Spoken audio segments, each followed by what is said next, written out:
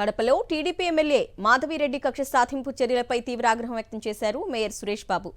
అన్ని అనుమతులు ఉన్నా తమ పార్టీ కార్పొరేటర్ త్యాగరాజుకు సంబంధించిన వాటర్ ప్లాంట్ కూల్చేందుకు కుట్రలు చేశారని మండిపడ్డారు. బుల్డోజర్ను తీసుకొచ్చి హైడ్రామా చేశారన్నారు. కనీసం ముందస్తు నోటీసులు కూడా ఇవ్వలేదని భగ్గుమన్నారు.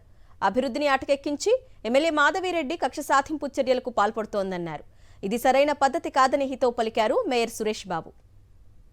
దీనిపై మరింత సమాచారాన్ని కడప నుండి మా ప్రతినిధి శ్రీనివాస్ అందిస్తారు.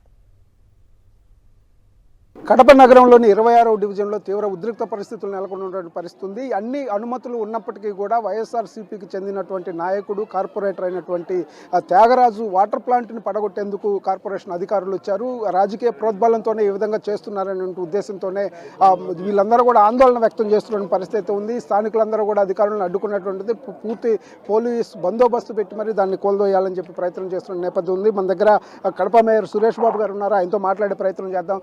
చెప్పండి సార్, ఇంతమంది పోలీసులు అధికారులు ఎటువంటి నోటీసులు లేకుండా ఈ విధంగా కూల్చడానికి వచ్చారు, అసలు ఏ విధంగా భావిస్తున్నారు దీన్ని? ఈ మహాకుటుంబం అనేది అధికారంలోకి వచ్చిన తర్వాత రాష్ట్రంలోనే 175 నియోజకవర్గంలో అరాచక పాలన, దౌర్జన్యకాండాలు, హింసాకాండాలు అందరూ కళ్ళకు కట్టొచ్చుట్టుగా గడిచిన 8 నెలలుగా చూస్తూనే ఉన్నారు. ఈ ఫ్లాట్లో ఎప్పుడో అతను నిర్మించిన వాటర్ ప్లాంట్ని మా ఎంపీ అవినాష్ రెడ్డి గారి నిధులతో కేటాయించి నీటి వాటర్ ప్లాంట్ ఇస్తే ఎంతోమందికి సేవ చేస్తూ ఈ ఏరియాలో 3 రూపాయలకి వాటర్ ప్లాంట్ ఇస్తూ దాన్ని ఈరోజు కక్షపూరితంగా మా కార్పొరేటర్ని ఏ విధంగా చూస్తున్నారు. నిన్న తిరుపతిలో చూశారు, మన హిందూపురంలో చూసినారు. 4 రోజులు జరుగుతున్న అరాచక పరిపాలన చూస్తున్నారు. అలాంటి సంస్కృతిని ఈరోజు కడప నగరంలో ఒక దళితులైన మా కార్పొరేటర్ త్యాగి ప్రజలు మన్నను పొందిన వ్యక్తి, కొన్ని ఏళ్ళుగా కార్పొరేటర్గా ఉన్న వ్యక్తి, అతను వాటర్ ప్లాంట్ని ఈరోజు ధ్వంసం చేసేదానికి పొద్దున్న నుంచి హైడ్రామా జరుగుతుంది. అంటే అతని దగ్గర కానీ ఇక్కడ ఎవరి దగ్గర పట్టాలు లేవు, ఉంటే చూపించండి అని చెప్పేసి మున్సిపల్ అధికారులు కూడా మాట్లాడుతున్నటువంటి పరిస్థితి ఉంది. దీన్ని ఎట్లా తీసుకుంటారు? ఇంకిత జ్ఞానం ఉందా అని చెప్తున్న అధికారులు మా వాళ్ళు ఇప్పుడు ఇక్కడికి వచ్చిన వాళ్ళు. మేము పట్టాలు చూపించాం, ఇప్పుడే పట్టాలు అందరికీ చూపించాం. ఆ అధికారులకు తెలుసు. ఆ అధికారులే ఇక్కడ సర్వే చేసి రెవెన్యూ ల్యాండ్ పట్టాలు ఇచ్చినారు.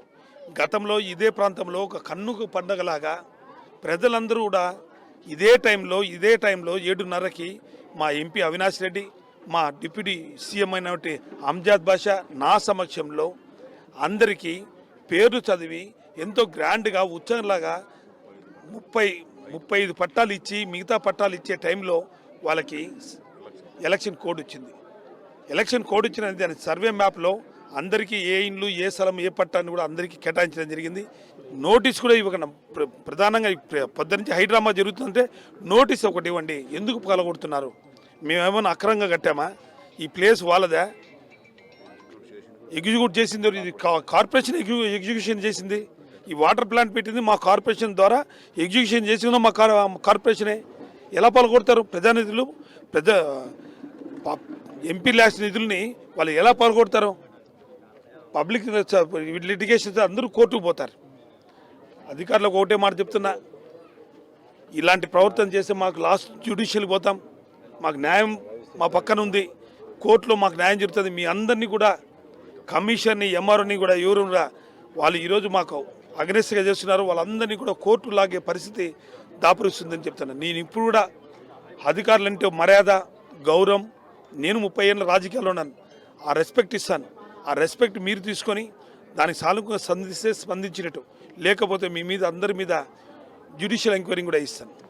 ఇది పరిస్థితి. ఎట్టి పరిస్థితుల్లో అన్ని అనుమతులు ఉన్నాయి, పట్టాలు ఉన్నాయి, అన్నీ ఉన్నప్పటికీ ఎటువంటి అధికారం లేకపోయినా కేవలం కక్ష సాధింపు కోసమే కార్పొరేషన్ అధికారులు ఈ విధంగా వస్తున్నారని చెప్తున్న నేపథ్యం అయితే ఉంది. ఎట్టి పరిస్థితుల్లో కూడా దీన్ని జరగనేమో, అవసరమైతే న్యాయ సహాయమైన తీసుకొని దీన్ని అడ్డుకుంటామని చెప్తున్న పరిస్థితి అయితే స్పష్టంగా కనిపిస్తుంది. కెమెరామెన్ రామతో శ్రీనివాస్, సాక్షి న్యూస్, కడప నుంచి.